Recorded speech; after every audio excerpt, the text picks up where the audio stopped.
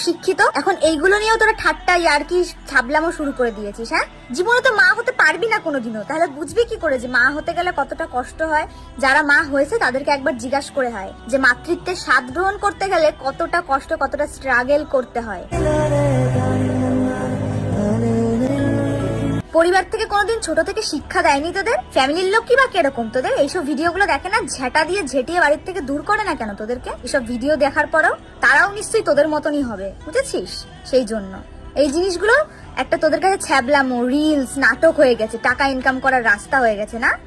অসভ্য, অশিক্ষিত কোথাকারের। বিশ্বাস কর, এই ভিডিওটা দেখার পরে আমার মনের মধ্যে এমন হচ্ছিল তোদেরকে এমন এমন গালি মারতাম, এমন এমন খিস্তি দিতাম না, তোদের কান থেকে কেন সব জায়গা থেকে রক্ত বেরিয়ে যেত, বুঝেছিস? শুধু আমার খিস্তির চোটে। কিন্তু বিশ্বাস কর, আমার ফ্যামিলির লোক দেখে বলে আমার ভিডিও, তাই তোদেরকে কিছু বললাম না।